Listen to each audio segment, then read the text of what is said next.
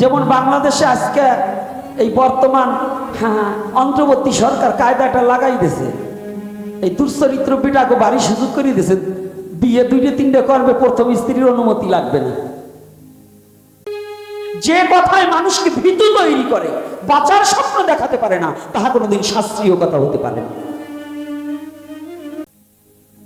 এটা ধর্মের কোন শরিয়া, ধর্মের নামে নারী নির্যাতন করার একটা কৌশল এবং নারীদের বাক্সে বন্দী করার এবং নারীদের নিচের অধিকার হরণ করার একটা কৌশল এই অন্তর্বর্তী সরকার করেছে। এখন আপনারা দেখছেন ইউটিউব চ্যানেল সনাতন মিডিয়া লাইভ। চ্যানেলটি এখনই সাবস্ক্রাইব করে বেল আইকন বাজিয়ে অল সিলেক্ট করে দিন। আমি ব্রাহ্মণের প্রতি কোনো রাগ নাই, কিন্তু ব্রাহ্মণ্যবাদের উপর আমার রাগ আছে। এ সম্বন্ধে পরে আলোচনা করি, আসবো ধরে ধরে আপনাদের ওই জায়গায়ও যাব। একদিন যেহেতু পাঠ, যে কয়টা বাজে বাজুক, বাজাই দিয়েই যাব। তো আজকে দেখুন, রাজা দশরথ মন স্থির করলেন তার 4 পুত্র, ভগবান রামচন্দ্র, লক্ষ্মণ, ভরত, শত্রুঘ্ন। এক রাম চতুরংশে জন্মগ্রহণ করেছে, এক রাম চতুরংশে। এই 4 জনই কিন্তু ভগবান।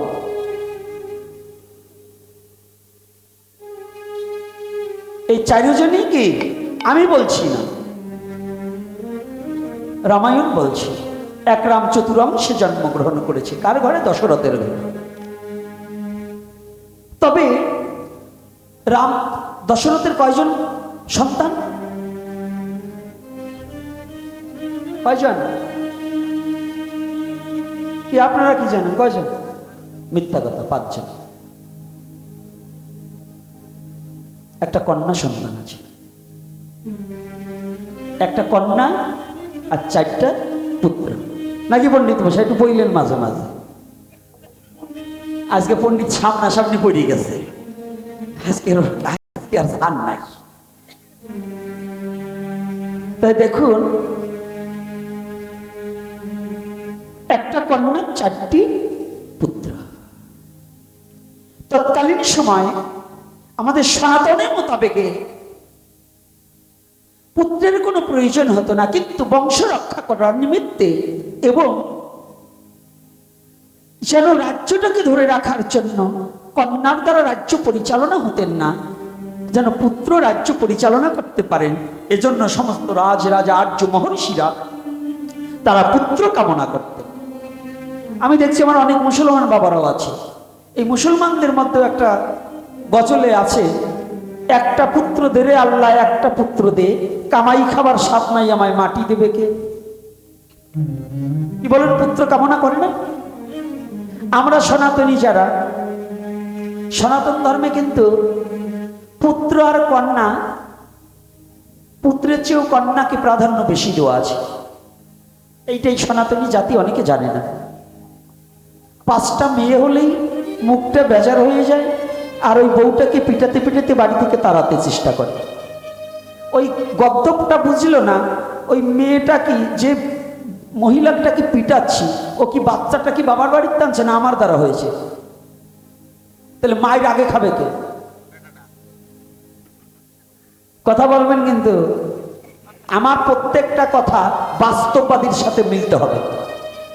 মরা কথা নিয়ে পড়ে থাকলে কাজ হবে না, জীবন্ত কথা বলতে হবে। যে কথার মধ্য দিয়ে মানুষের অনুপ্রেরণা এবং বাঁচার আশা জাগবে, তাহাই ভাগবত।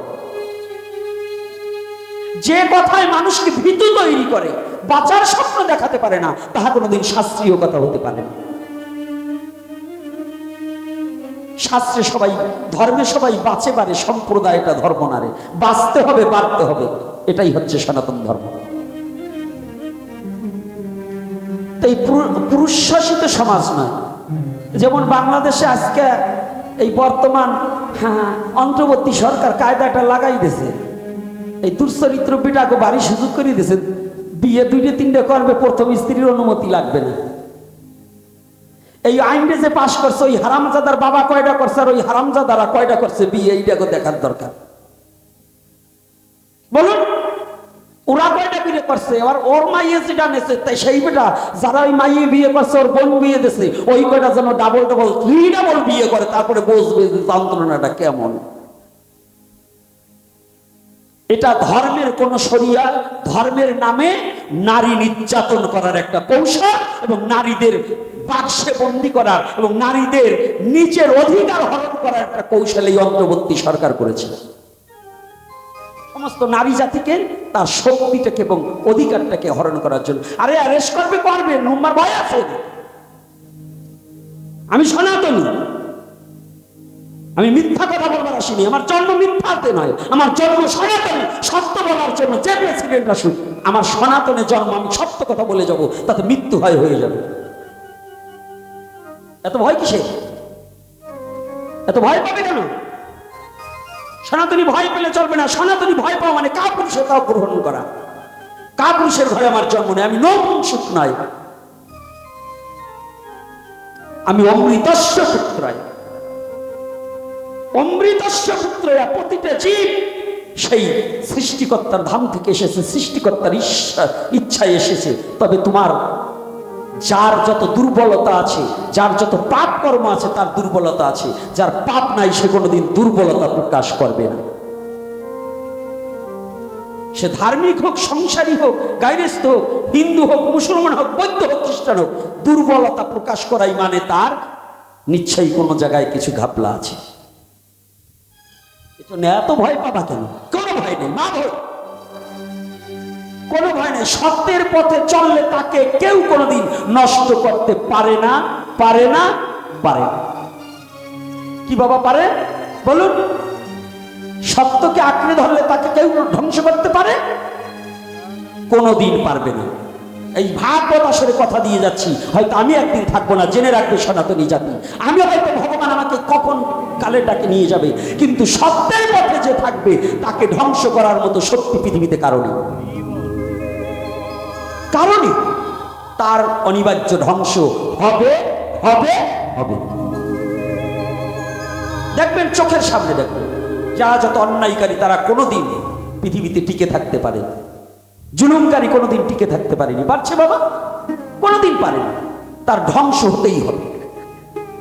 যে যত জুলুমকারী জাতি হবে, সেই জাতি অতি সত্তর ধ্বংস হয়ে যাবে।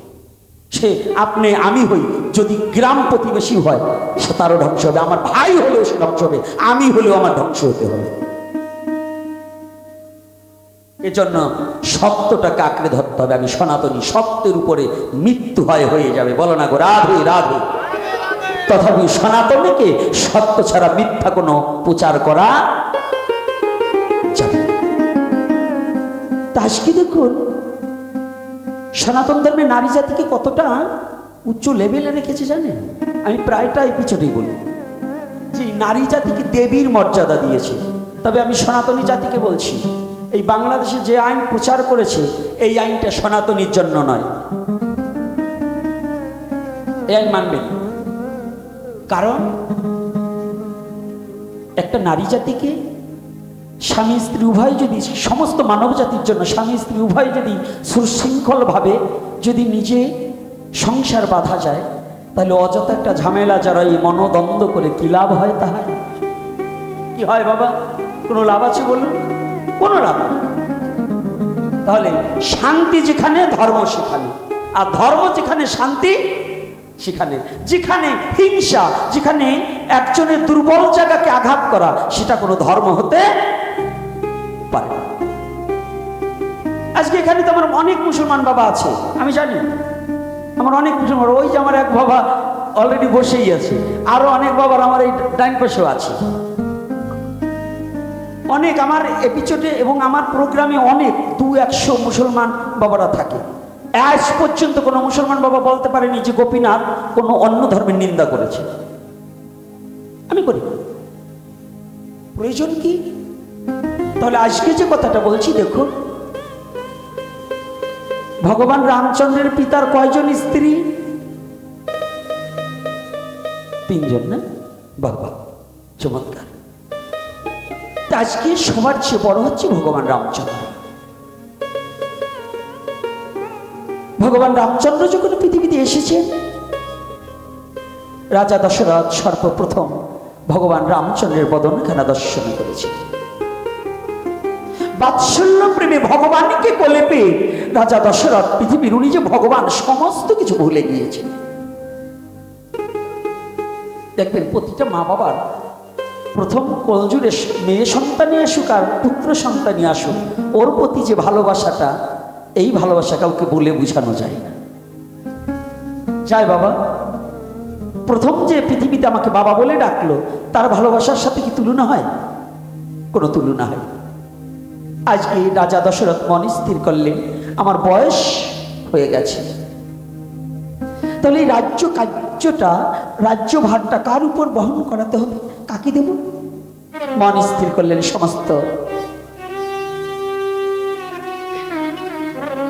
সমস্ত প্রজাগণকে ডাকলেন। দেখুন, রাজপ্রাসাদে ডেকে করজোরে বিনয় করে বলছে, শোনো, আমার বয়স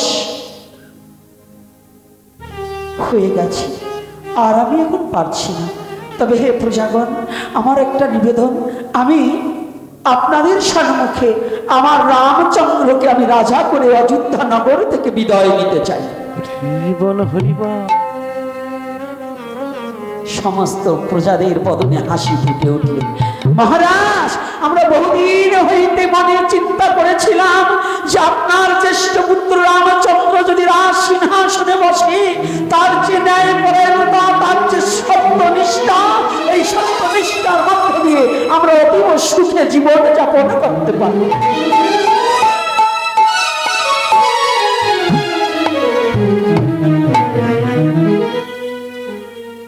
আমি অতীব সুখে জীবন যাপন করতে পারবো আমরা। কিন্তু যখনই ঘোষণা দিয়েছি শুভ দিন দেখে, বিশেষ করে তৎকালীন সময়, এই যে পৌষে মকর সংক্রান্তি গেল না, মকর সংক্রান্তি গেল না, তৎকালীন সময় কিন্তু রাজাদের এই সময়টাই অভিষেকের দিন ধার্য করা হতো। এটা কিন্তু একটা পবিত্র দিন। আমাদের সনাতন ধর্ম অনুপাতে এই মকর সংক্রান্তি একটা পবিত্র দিন। এদিনে রাজাদের অভিষেক করে রাজ সিংহাসনে বসানো হতো, রাজ অভিষেক হতো। আমরা অনেকে কিন্তু এই তত্ত্বগুলো জানি না, মানিও না। খালি জানি যে পিঠা বানাতে হবে, খেতে হবে, এইটুকুই জানি। এই দিনটা যে আর কি আছে এটা জানি না। সামনে আগত মাঘে পূর্ণিমা, এই মাঘে পূর্ণিমার দিন ছেলেগুলোকে চোর বানাচ্ছি, চোর বানাচ্ছি। এই মাঘে পূর্ণিমার দিন যারা চুরি করে, এদের বহুকাল চোর জনিতে জন্মগ্রহণ করতে হবে। মাঘে পূর্ণিমায় চুরির জন্য নয়, মাঘে পূর্ণিমা হচ্ছে এই কলির যুগের আগমন বার্তা। সেদিন বেশি বেশি হরিনাম সংকীর্তন করতে হবে এবং জপ করতে হবে। যে যে মতে আছে তার ইষ্টদেরকে সেদিন বেশি বেশি স্মরণ করতে হবে। কিন্তু আমাদের কলি ঢুকাচ্ছি, ওই চুরি চর্যবৃত্তি যেখানে, সেখানে তো কলি আসবে। মাঘে পূর্ণিমায় কিন্তু আমাদের ছেলে পেলে চুরি করে না, বলে পুণ্য হয়। এইটা কি জানেন? এইটা আপনার জাতি এবং আপনার বংশকে ধ্বংস করার একটা রাস্তা। এই পূর্ণিমাতে চুরি চর্যবৃত্ত ঢুকে গেল, কলি এসে প্রবেশ করলো, ওর দ্বারা আর কোনোদিন ভালো কাজ হবে না। অকাজ যত আছে করবে, আর পাপ রাশি ঢুকবে। বিন্দু বিন্দু পাপ রাশি জমাতে জমাতে বিশাল একটা পাহাড় হয়ে যাবে। যখন পাপের পাহাড় করে, তখন সেই বংশ বিনাশ হয়ে যায় এই বিশ্ব চরাচরে। পাপ না থাকলে কোনো বংশ বিনাশ হয় না। যে বংশ তাড়াতাড়ি বিনাশ হয়, বুঝবে এদের অনেক পাপের সঞ্চার হয়েছে, এর জন্য বংশ বিনাশ হয়ে গেল। রাধে রাধে, কষ্ট হচ্ছে নাকি? কি কথাগুলো বলা যাবে না? যাবে না?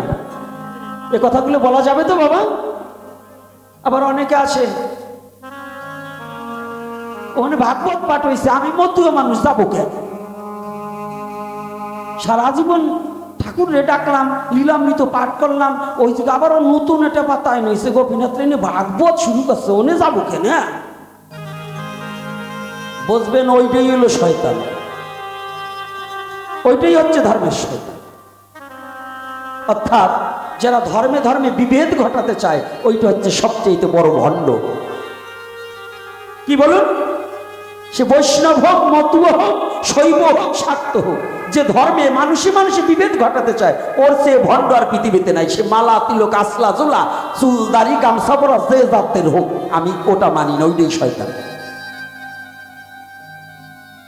কি রাগ হচ্ছে নাকি? কি বাবা রাগ হচ্ছে নাকি বলুন? এটা কি সত্য কিনা? ধর্মে কোনো বিভেদ নাই, ধর্ম যেখানে সেখানে আমাদের সরলতা আসতে হবে। আর যদি ধর্মের লিবাস পরে হিংসাত্মক ভাব নিয়ে আপনি শুধু হিংসা করে যান, জানবেন আপনার পশুবৃত্ত স্বভাব যায়নি। ষাঁড় গরুর যেমন দুটো শিং থাকে, আমি ধর্মের লিবাস পরেছি, আমি যদি ধর্মে ধর্মে বিভেদ ঘটাই তাহলে আমার হিংসার নিন্দে দুটো শিং আছে। এই দুটো আইরে গরুর চেয়েও খারাপ। হারিয়ে গরু চেনেন? এই যদি বৈষ্ণবরা বলে এখানে হরিচাঁদ ঠাকুরের অনুষ্ঠান হচ্ছে আমি যাব না, ওইটাও আইডিয়া। আর যদি মতুয়ায় বলে যে ওইখানে ভাগবত পাঠ হচ্ছে আমি যাব না, ওইটাও আইডিয়া। ওই আইডিয়ার সঙ্গ করলে জীবনে কোনোদিন প্রেম হবে না, কোনোদিন আপনার মুক্তি ঘটবে না। কারণ ও তো ধর্ম জানে না, ও জানে হিংসা। তাই আজকে সবার বদনে হাসি, মাঝে মাঝে কুরামিন দেব, আবার ভগবানের লীলাও বলবো। কুরামিন না দিয়ে যাব না। যখন প্রভু কৃপা করে আপনাদের চরণ প্রান্তে আনছে, তো একটু না বললে কি চলে বাবা বলুন? আজকে আমার যুবক ছেলেরা, আমার বাবারা কত সুন্দর এসে বসছে, ওরা দাঁড়িয়ে আছে, ওরা কত কষ্ট করে শীতের মধ্যে অন্যান্য বাবারা মায়েরা আসছে, এজন্য ওদের যাতে কিছু উন্নতি হয়, যাতে আমাদের এই হিংসাবৃত্ত স্বভাবটাকে দূরীভূত করে আমার জীবনে হোক বা না হোক, ওদের জীবনে যেন শুদ্ধ প্রেমের উদয় হয়, ওরা যেন সঠিক সনাতনকে পালন করতে পারে। এজন্য দুটো কটু কথা বলবো এবং বলছি, এটা আমার স্বভাব, আমার রক্তের সাথে মিশে গিয়েছে। তাই আজ ভগবান রামচন্দ্রের অভিষেকের কথা যখন চতুর্দিকে ছড়িয়ে পড়েছে, ঘরে বিমাতা কই কই কই কই শুনতে পেয়ে, কই কইর আগে শুনেছে কি জানেন? ওই কই কইর দাসী, বাবার বাড়ি থেকে দাসী আনছিল, তার নাম কি জানো? মন্থরা। ওটা কিন্তু বাবার বাড়ির মাল, ওটা কিন্তু দশরথের বাড়ির না, নাকি বাবা? আগের দিনে কিন্তু রাজরাজারা কন্যা বিয়ে দিলে হাতি ঘোড়া দাস দাসী দিয়ে দিতেন। তো মন্থরার নামটাই কিন্তু মন্থরা, বসবেন কায়দা। এই আমাদের সমাজেও কিছু মন্থরা আছে, কিন্তু এই ভালো কাজের কাছে যাবে না, শয়তানি বুদ্ধি যে জায়গা আছে, ওই মন্থরার গ্রুপ ওই জায়গায় উদয় হবে। আছে কিনা বলুন? দেখবেন গ্রামে একটা হরিবাসর, একটা মহোৎসব, একটা কীর্তন, ও এমন লেঠা বাঁধাবে, ওই যদি বংশ 4-5টা হয়, এই নমসূতের একটা জাতের দোষ আছে, কি জানেন? ওরা বংশের বড়াইকারি করে। আমি অমক বংশের ছেলে, আমি সভাপতি হতেই পারবো না, তাই হবে কিটা? আছে কিনা বলেন না? আচ্ছা বলুন তো, আমি যেদিন চলে যাব, মৃত্যু হবে, কোনো বংশ কি আমার সাথে যাবে? বাবা কেউ যাবে না, সেদিন আমার একা যেতে হবে। সেদিন বন্ধু বান্ধব, পুত্র পরিজন, ভাই ব্রাদার, আত্মীয় স্বজন কেউ আমার সাথে যাবে না, সেদিন আমার একা একা যেতে হবে। তাহলে বংশের গৌরবে আমি অধর্মকে ধর্ম বলে গ্রহণ করে তো আমার জীবনের মুক্তি হতে পারে না।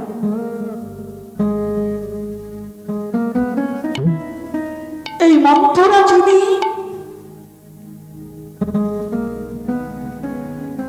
ইনি কই কই যখন বিবাহ বন্ধনে আবদ্ধ হবে, মহারাজের সাথে দুটো বরের প্রার্থনা করেছিলেন।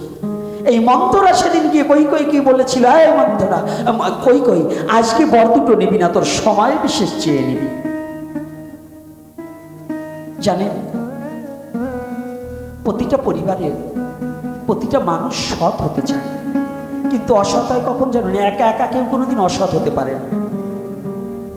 ওই সঙ্গ দোষে মানুষ নষ্ট হয়ে যায়। যেই সঙ্গ লয় জীব, সেই সঙ্গ পায়, সঙ্গ গুণে ভালো মন্দ জানিবেন ইচ্ছা। বাবা যত বড় সাধু হন, 10 দিন যদি চোরের সাথে চলেন, আপনাকে কেউ সাধু বলবে বাবা? আচ্ছা, আপনি যত বড় চোর হন, আপনি যদি একটা সাধুর বাড়ি যাওয়া আসা করবেন, একটু পরিবর্তন হলেও ভগবান আপনাকে পরিবর্তন করবে, করবে না? যদি রত্নাকার দস্যু যদি সে ব্রহ্মা এবং নারদের কৃপায় যদি বাল্মীকি হতে পারে, ব্রহ্মা এবং নারদের কৃপায় কি হয়েছে? বাল্মীকি হয়েছে। নিজাম খুনি যদি 52টা খুনের পরে যদি 53 খুন করে আউলিয়া হতে পারে, হয়েছে না? কি বাবা, না মিথ্যা বলছি আমি? তো এটা যদি হতে পারে, তা আমাদের জীবনে সঙ্গের দোষে অনেক কিছু হয়ে যায়। তো মন্থরার সঙ্গে কই নষ্ট হয়েছে, কার দোষে?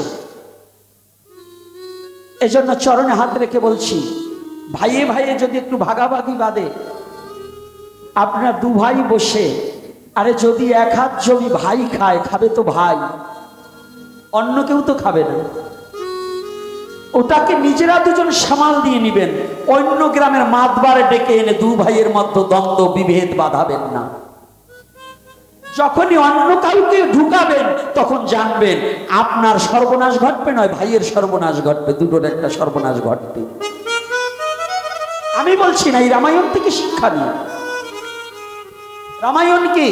রামায়ণ হচ্ছে প্রতিটা মানব জীবনের সংসার জীবন গঠন করার একটা সংবিধান। যদি কেউ বলেন এই রামায়ণকে বাদ দিয়ে আমি ভাগবত টিকাবো, চলবে না। যদি বলেন ভাগবত বাদ দিয়ে আমি গীতা টিকাবো, চলবে না। যদি বলেন গীতা বাদ দিয়ে আমি হলি অমৃত টিকাবো, চলবে না। কেউ রে ছাড়া কেউ চলতে পারবে না। এসে আর এসে না থাকলে দলিল দেখবে, এসে আর এর প্রয়োজন আছে, খতিয়ান নকশাপত্রের প্রয়োজন আছে। এজন্য একটা গ্রন্থ নিয়ে যদি বলেন ভাগবত বাদ, শুধু লীলামৃত পাঠ করব, আপনার মতো গাধাই এই জগতে জন্মগ্রহণ করেনি, অর্থাৎ আপনি আপনার বাবাকে অস্বীকার করেন। আমি যদি মনে করি যে আমি হরিচাঁদ ঠাকুরকে ঘৃণা করে আমি বড় হব, পারবো বাবা? কোনোদিন হওয়া যায়? আমার মতো পশু, ওনাকে মানলেই কি না মানলেই কি উনি উনার জায়গায় আছে। আমার মতো 2-4 কোটি পশু যদি ওনাকে না মানে, তাতে ওনার কি হয়? ঠাকুরের কোনো জায়গায় মান ক্ষুণ্ণ হবে? তাহলে আমরা হিংসা করে মরার কোনো প্রয়োজন নেই। চিঠি চিঠি পরে দেবে, তোমাদের লেখালেখি পড়ে দাও, জানতে চাও দিবানে দাঁড়াও, আসি একটু প্রসেসিং করে আসি। আজকে দেখুন মন্থরা গিয়ে কুপরামর্শ দিলেন। কি কুপরামর্শ দিলেন?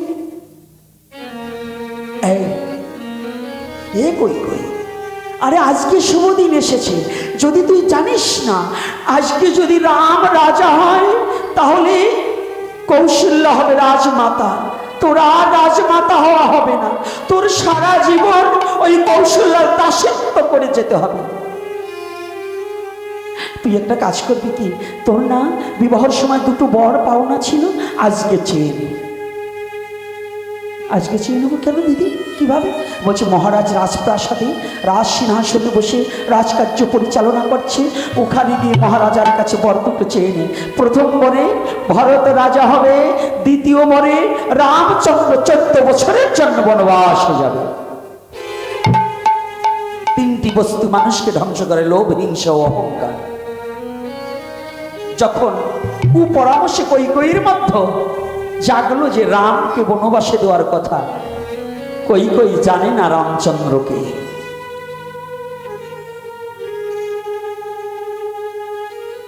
কৈকেয়ী জানে না ভগবান রামচন্দ্রকে।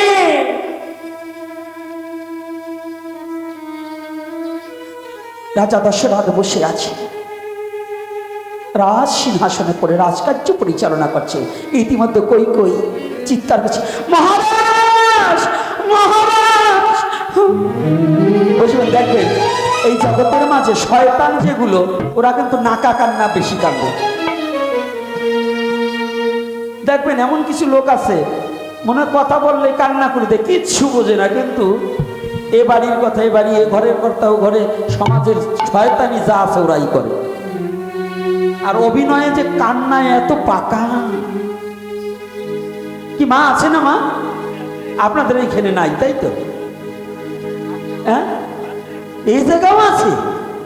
ওরে বাবা রে বাবা, আমি তো ভাবছিলাম আমাদের দেশেই আছে, এই জায়গা নাই।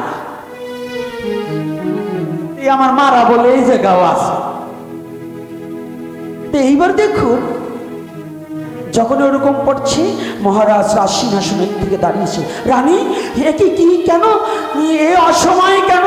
তুমি তো কোনোদিন অন্তঃপুর থেকে রাজপ্রাসাদের বাইরে এসে রাজ সিংহাসনের সম্মুখে কোনোদিন আসনি। আমার রাজকার্য পরিচালনা হচ্ছে, আর এমতি অবস্থায় তোমার কেন আগমনে ঘটল? মহারাজ, আপনি ভুলে গেল, আমি ভুলিনি। আপনি কথা দেন, আমার দুটো বর পাওনা আছে, আপনি আমার সেই বর দুটো দেননি, আমি চেয়েও নেইনি। আজকে আমার সেই শুভ দিন এসেছে, আপনি কথা দেন আমার বর দুটো দিতে হবে। কি বল?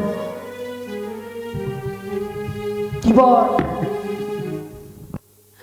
হ্যাঁ, আমার তো দুটো কথা ছিল, সেই বর দুটো আজকে দিতে হবে। রাজপ্রাসাদ ভরা লোক, ভগবান রামচন্দ্রের অভিষেক হয়ে গেছে, আগামী দিন রাজ সিংহাসনে উপবেশন করবে। রামচন্দ্র অন্তঃপুরে সাজছে, আর এদিকে রাজকার্যের ওখানে গিয়ে অভিনয় করে কান্নাকাটি করে গিয়ে বলছে, মহারাজ, আমার একটা নিবেদন, আপনারা ন্যায় বিচারক, আপনারা সত্যবাদী, আপনার সত্য রক্ষা করবেন না? কিছু সংখ্যক লোক আছে দেখবেন, যার যেখানে নরম জায়গা আঘাত করে না।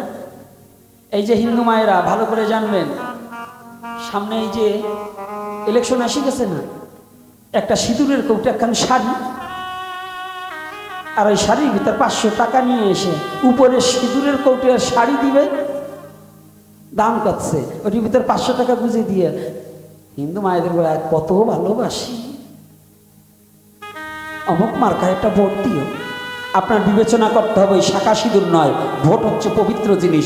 যে ব্যক্তি আপনার দুঃখে সুখে সাথে থাকবে, যার দ্বারা আপনার জাতির উন্নত হবে, যার মধ্যে জাতি হিংসা নাই, যার মধ্যে আপনার নিজের স্বধর্মকে রক্ষা করতে পারবেন, যার দ্বারা আপনার স্বধর্ম করতে, ধর্ম করতে কোনো বিঘাত ঘটবে না, এই একটা সিঁদুরের কৌটের একটা শাড়ির লোভে নিজের ধর্মটাকে বিক্রি করা যাবে না।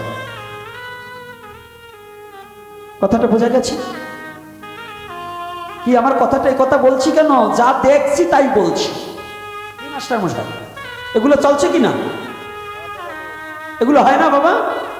কিন্তু বিবেচনা করতে হবে তাকে, যে ব্যক্তিকে ওই 500 টাকার লোভে নিজেকে বিক্রি করা যাবে না। আমার স্বধর্ম যার দ্বারা রক্ষা পাবে, যাকে আমার দুঃখে সুখে কাজে পাবো, যার দ্বারা আমার বেঁচে থাকার অনুপ্রেরণা যোগবে। হিন্দু মুসলমান বৌদ্ধ খ্রিস্টান দেখার প্রয়োজন নেই। কোন দল করে, আওয়ামী লীগ করে না, বিএনপি করে না, জাতীয় পার্টি করে না, জামাত ইসলাম করে, ওটা পরে দেখবো, ওটা আমার দেখার নয়। যদি আমার ধর্ম তার কাছে নিরাপদ না থাকে, আমার জাতি যার কাছে নিরাপদে না আছে, তার কথায় প্রলোভনে কোনোদিন আমরা চলবো না। চলবো না, চলে লাভ কি? আমি যদি নিরাপদে তার কাছে না থাকতে পারি, তাহলে তাকে আমার প্রয়োজন নেই। রাধে রাধে। আগে চাই নিরাপদ। এই নিরাপদ যেখানে আছে আমি তাকে চাই। বলো না গো, রাধে রাধে। আজকে যখনই বলছি কি চাই, আপনারা সত্যবাদী, আপনি আমাকে কথা দিয়েছেন, বাক্য নষ্ট করবেন। আরে রানী, তোমার কি হয়েছে? তুমি চাও বলো। আপনি তো ত্রিসত্যে অঙ্গীকার করেছেন আমার দুটো বর। হ্যাঁ করেছি। আপনি আমার কাছে বাধা আছে? হ্যাঁ আছি। আমি আপনার সেই বর দুটোর মধ্যে প্রথম বরে চাচ্ছি, রামচন্দ্র রাজা হতে পারবে না, রাজা হবে আমার ভরত। ভরত রাজা হবে, আর যে রাম 14 বছরের জন্য বনবাসে যেতে হবে। এই দুটো বর আপনার কাছে প্রার্থনা করি। যখনই বলেছে রামচন্দ্র রাজা হবে না, রাজা হবে ভরত, আর 14 বছরের জন্য রামচন্দ্র বনবাসে যাবে। রাজা দশরথ যে সিংহাসনে ছিল, সিংহাসন থেকে মূর্ছাগত অবস্থায় ধরণীর মাঝে পড়ে গিয়েছে ভূমিতে। রানী, তুমি এ কি চাইবে? তুমি কি জানো না পৃথিবীতে রামচন্দ্র সর্বপ্রথম আমাকে বাবা বলে ডেকেছে? ধর্ম অনুপাতে জ্যেষ্ঠ পুত্ররা সিংহাসনের অধিকারী হয়, এমন অবিচার তুমি করো না। তুমি রামচন্দ্রকে সিংহাসনচ্যুত না করি তুমি যদি আমার প্রাণটাকে কেড়ে নিতে চাও, আমি হাসি মুখে তোমার কাছে আমার প্রাণ দিয়ে দেব। তথাপি আমার রামকে এমন শাস্তি দিও না, শাস্তিটা আমাকে দাও।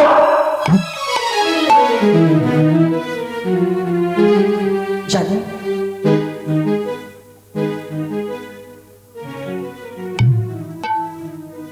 এ বিশ্ব জগতে কোনো পিতাই তার পুত্রকে কষ্টে রাখতে চায় না, চায় না।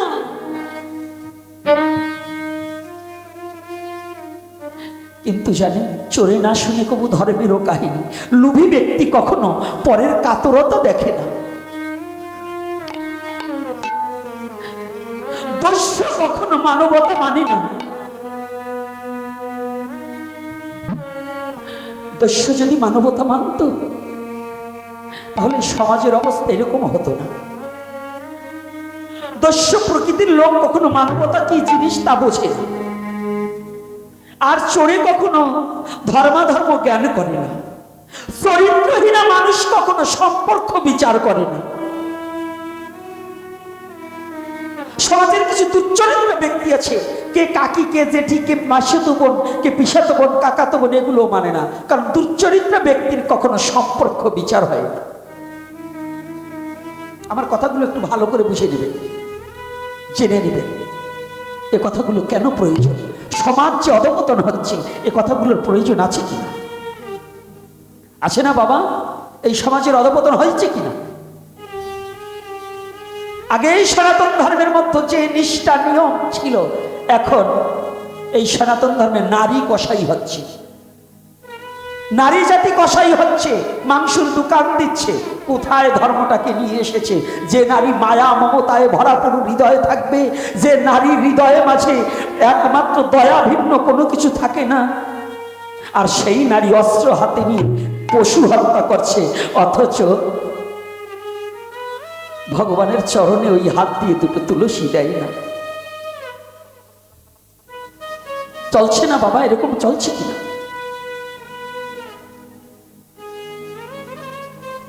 রাজা দশরথের যত করুণ কান্না, কিন্তু শুনছে না।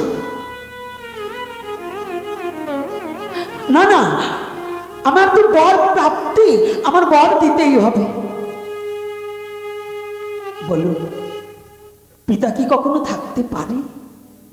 ধুলায় ধূসারিত হচ্ছে, দশরথ কান্না করছে, চিৎকার করছে, না রানী, তুমি আমার প্রাণ নিয়ে নাও, তবে আমার রামচন্দ্রকে বনবাসে দিতে আমি পারবো না।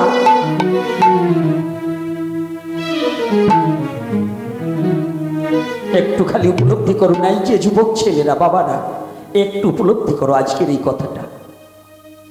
অন্তপুরে এই কান্নার শব্দটা চলে গিয়েছে রামচন্দ্র যেখানে বসে আছে। ভগবান রামচন্দ্র পিতার এই চিৎকার শ্রবণ করতে পারি দৌড়িয়ে ছুটে এসেছে। কি আমার পিতা চিৎকার করছে কেন? এসে দেখে রাজসভার মাঝে রাজা দশরথ ধুলায় পড়ে গড়াগড়ি যাচ্ছে।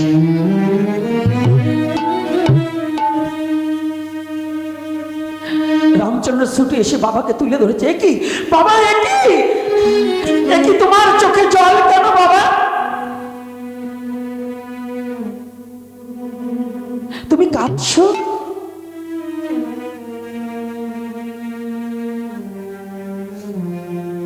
নিজের গায়ের উত্তরি দিয়ে চোখের জলটা মুছিয়ে দিচ্ছে। দশরথ রামকে পেয়ে বুকে জড়িয়ে ধরে বলছে, বাবা আমি বলতে পারবো না, আমি যে জীবনে কি হয়েছে আমি তোকে বলতে পারবো না, কারণ এটা কোনো পিতার মুখ দিয়ে তোর কাছে বলার কোনো কথা নয়।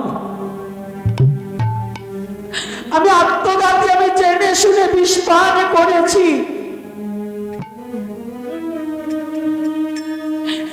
আজ আমি আমার সুখের জন্য বাবা তোমার সুখটাকে বড় বিসর্জন দিয়েছি। হ্যাঁ বাবা বলো। রামচন্দ্র বলছে, বাবা তুমি বলো, এ বিশ্ব জগতে আমি পুত্র হয়ে যদি তোমার চোখের জল না মুছাতে পারি, তাহলে কেন আমি পুত্র রূপে তোমার কাছে এসেছি?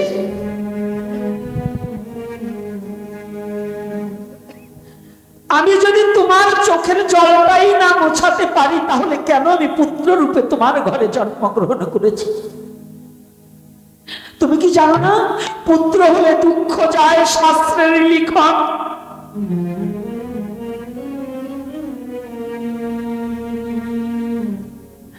রাজা দশরথ দুটি চোখের জল ছেড়ে দিয়ে বলছে, রাম আজ যে দুঃখ আমার অন্তরে, এ দুঃখ আমার জীবন থাকতে আর কোনোদিন যাবে না। ওরা আমার বুকের মাঝে আজ দাউ দাউ করে অগ্নি প্রবাহিত হচ্ছে, আগুন আর নিভাবার মতো কায়দা নেই। যে আগুনটা আমার হৃদয়ের মাঝে প্রচন্ড হয়ে উঠেছে, আগুন কোথায় গিয়ে জুড়াবো, আমি কাকে বলবো, আমার যে বলার আর জায়গা নেই। জানি এ বিশ্ব জগতে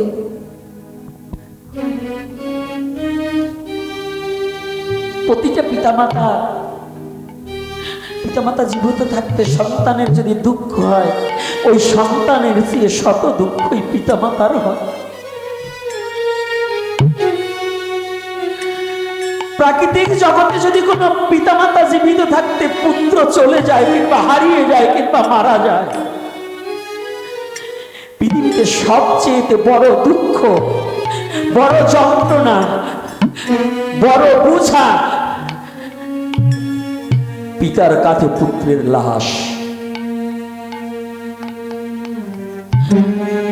তার চেয়ে অধিক বোঝা লাশ তো জানলো যে আমার পুত্র মারা গেছে, আর তার চেয়ে বড় দুঃখ পিতামাতা জীবিত থাকতে যদি পুত্র কারো হারিয়ে যায়।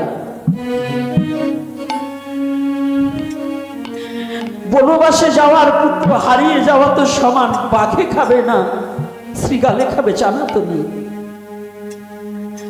দশরথ চিৎকার করে বলছে, রাম আমি বাবা তোকে যে বলবো, কি বলবো, আমার যে বলার ভাষা নেই, আমি যে হারিয়ে ফেলেছি। লোকমুখে শুনতে পেলেন তার বিমাতা দুটো বর চেয়েছে, একবারে রামচন্দ্রে বনবাসে যাবে, অন্য বনে রাজ সিংহাসনে ভরত বসবে, কিন্তু ভরত আর শত্রুঘ্ন সেদিন বাড়ি ছিল না, মামা বাড়ি। রামচন্দ্র হেসে দিয়েছে, বাবা বাবা এর জন্য তোমার কান্না করতে হয়? জানো আমি বড় ভাগ্যবান, আমি বড় ভাগ্যবান, আমি তোমার পুত্র হয়ে পিতার বাক্য রক্ষা করতে পারবো, তুমি এজন্য কাঁদছো?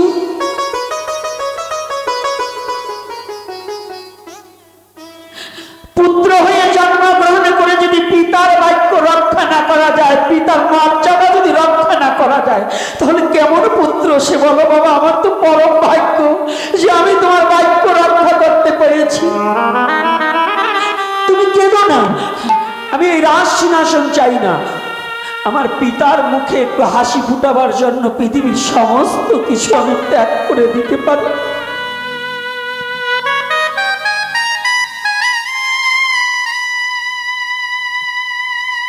আমি শুধু তোমার মুখে একটু হাসি ফুটাবার জন্য পৃথিবীর সব কিছু আমি ত্যাগ করে দিতে পারি, তবু তোমার চোখের জল আমি সয়ে নিতে পারবো না।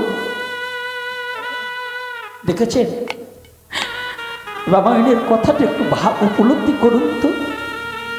এই রামায়ণটাকে যদি কোনো সনাতনী যুবক যদি হৃদয়ে ধারণ করতে পারে, তার দ্বারা কি তার পিতা মাতার প্রতি অন্যায় অবিচার হতে পারে? করতে পারে বলুন? যেখানে সাক্ষাৎ ভগবান বলছে